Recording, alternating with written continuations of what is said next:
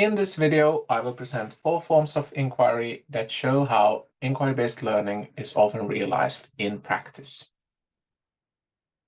From the beginning, I want you to observe that these forms of inquiry are moving from lesser to greater student engagement. In other words, the further a student gets in their learning, the more responsibility they can take for their learning process, while the role of the teacher becomes smaller. For example, when writing their final thesis, it is they themselves who navigate the research field and formulate a problem. But as a general framework, inquiry-based learning shows how to take the students further in their learning to a process of greater and greater forms of inquiry. Concordantly, it is therefore not always appropriate to start with the most advanced form of inquiry, but to guide students towards increasingly difficult tasks so that a progression in their learning can take place. As you might understand, I cannot show examples of all areas of teaching in higher education. You will therefore have to reflect on how and if these are applicable in your own field of teaching.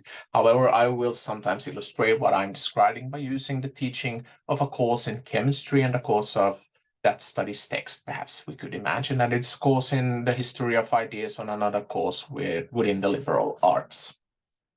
Anyway, the first form of inquiry can be described as confirmation inquiry. This means that the teacher teaches a specific theme, and to create deeper learning, the teacher develops a task where the students have to go through a procedure where the end results are already known. Here we might imagine a chemistry teacher asking students to conduct an experiment with different substances. The teacher gives instructions on what to do and then asks them to present the results of their experiment. But that's for the teacher, he or she already knows what will happen, so the results are already known. But the process is in focus. Similarly, we can imagine a teacher in any subject, like history of ideas, asking students to read an article and then to summarize it. Here we can imagine that there are different interpretations of the text, but at the same time, the summary should be consistent with an interpretation that is more or less obvious. In particular, if the teacher gives them clear instructions on how to summarize a text, then the outcome of their summary is more likely to be the same as the teacher's. So the advantage of this form of inquiry is that it creates a deeper understanding of the theme being discussed and provides students with knowledge of how to go about understanding and producing knowledge. But we can go further than this. So the second form of inquiry can be described as structured inquiry, which is an advancement from the form of inquiry.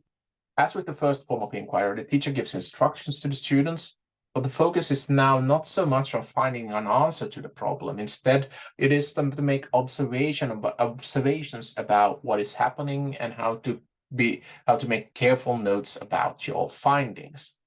For example, they could do several experiments, each collecting information about what the different processes do. Or perhaps you could ask students to summarize knowledge about a particular topic, for example, by doing a research review.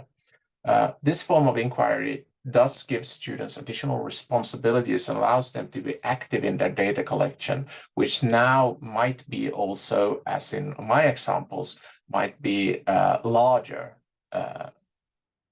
It might be more that data that they have to collect.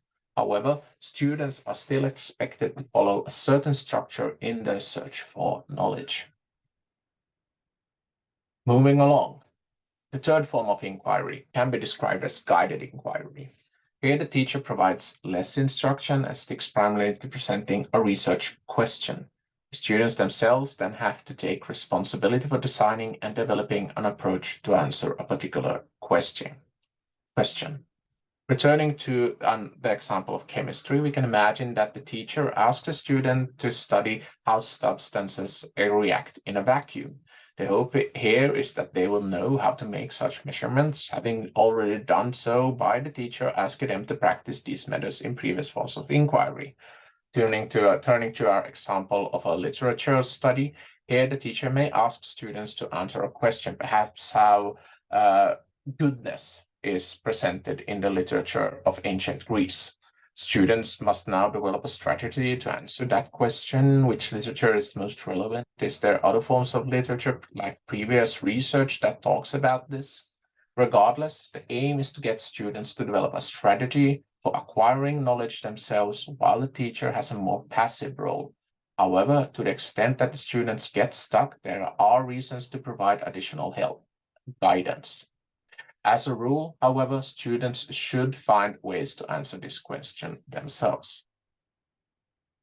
Then, the last form of inquiry can be described as open inquiry.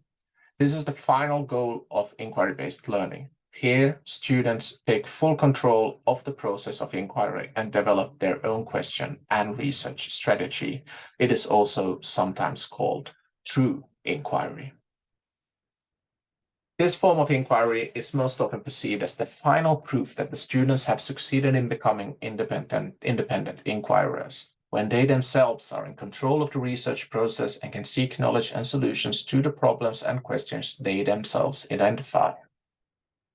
Again, these are only examples of how a progression of learning can occur with inquiry-based learning.